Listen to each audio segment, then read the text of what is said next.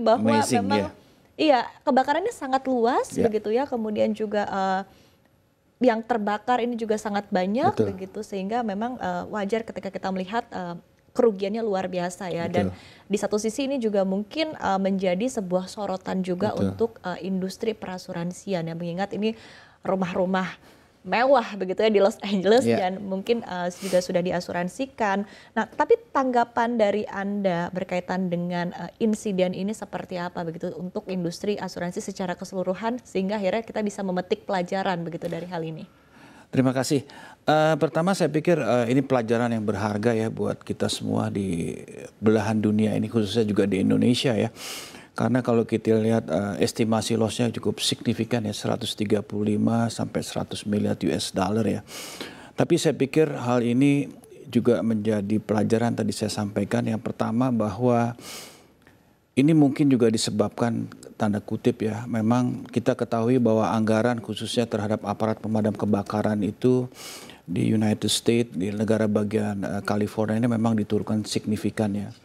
Saya pikir ini menjadi perhatian khusus bagi pemerintah ya, khususnya juga di Indonesia, bahwa aparat-aparat pemadam kebakaran itu memang harus dibekali sesuatu yang cukup dan mumpuni ya. Karena kita ketahui sendiri Amerika adalah negara yang sangat maju ya, teknologi dan sumber daya manusia dan segala sesuatunya. Apalagi di dalam bentuk infrastruktur perumahan, perkantoran, mereka itu governance-nya benar-benar dijaga. Tapi tetap aja kena hit kebakaran akibat daripada badai ya, menghanguskan, meluluh lantahkan semua aset-aset yang ada di sana. Jadi belajar dari sini saya pikir kita ya harus berintrospeksi diri ya. Saya ilustrasi kejadian belum lama ini di Glodok ya.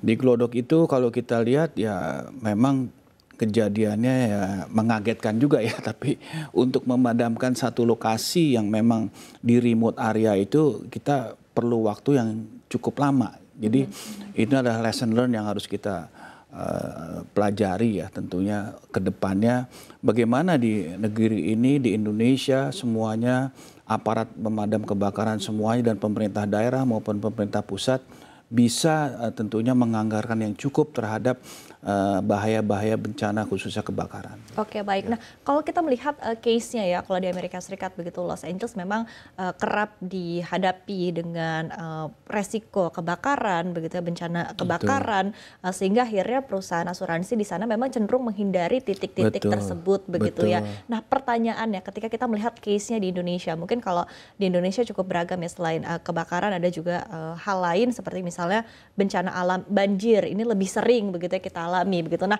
untuk pemetaan wilayah-wilayah yang beresiko tinggi sendiri di Indonesia seperti apa, Pak Budi? Pertanyaannya bagus sekali ya. Saya pikir pemain asuransi umum khususnya di Indonesia memang di dalam melakukan satu mitigasi risiko sudah melakukan hal mapping yang tadi yang dipertanyakan, apakah ini wilayah banjir, wilayah gempa. Nah, persoalannya tidak hanya di sini. Kadang-kadang memang kita ini industri asuransi umum ini kadang-kadang tanda kutip ya sedikit house premi ya, house premi.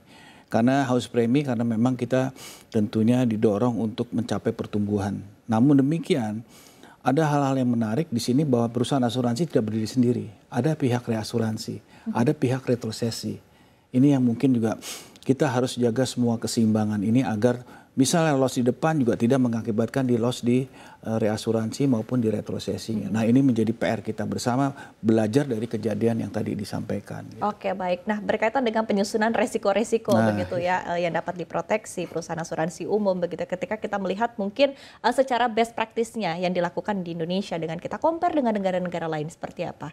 Apakah ada perbedaan begitu, mengingat balik lagi kalau kita melihat Indonesia ini cukup banyak resikonya seperti yang Anda sampaikan tadi, bencana alam juga cukup kalau prinsipnya begitu. Semua sama saya pikir ya, di negara semua sama ya, tapi hanya bagaimana kita melakukan governance-nya yang baik ya. Ini yang penting gitu. Karena di sini peran dari regulator, OJK khususnya, peran dari pemerintah daerah tadi saya sampaikan bagaimana kita meminimas atau memitigasi risiko ini sangat perlu. Jadi semua kepentingan di sini harus berperan aktif gitu.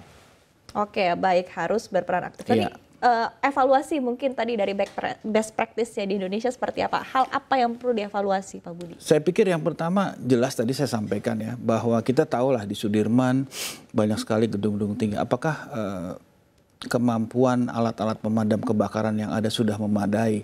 Bagaimana dilakukan testingnya? Bagaimana dilakukan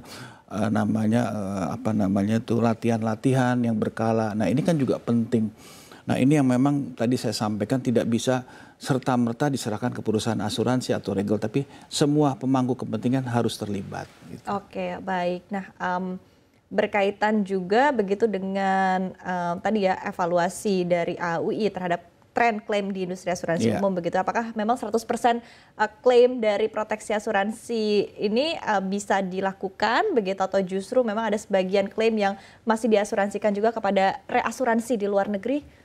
Kalau kita lihat, kita harus jujur ya bahwa capital flight kita untuk reasuransi masih cukup tinggi. Jadi bahwa kita masih bergantung dengan reasuransi di overseas luar negeri masih. Kita harus jujur bahwa perusahaan reasuransi dalam negeri pun kapasitasnya tidak full dan mereka adakan retrosesi. Retrosesinya tentunya adalah pihak reasuransi atau retrosesi yang ada di luar negeri. Jadi ketergantungan ini masih ada gitu. Oke, baik. Nah, terakhir ya Bapak sebelum kita jeda terlebih dahulu begitu berkaitan dengan tren edukasi dan juga demand untuk proteksi. Tadi berkaitan dengan kebakaran atau misalnya berkaitan dengan bencana alam lainnya seperti apa sebetulnya? Jadi gini, kalau bicara tren atau literasi kita nggak berhenti-berhenti ya. Memberikan satu edukasi kepada masyarakat khususnya di kota-kota besar maupun kota-kota kecil ya. Pentingnya kita melakukan suatu mitigasi risiko khususnya terhadap asuransi kebakaran, asuransi yang katastrof atau bencana gempa bumi. Karena Indonesia ini kan rentan sekali terhadap gempa bumi. Tadi disampaikan salah satunya juga asuransi banjir. Jadi kita tidak berhenti di sini aja, setiap tahun kita men-encourage juga masyarakat itu supaya sadar semuanya gitu. Oke.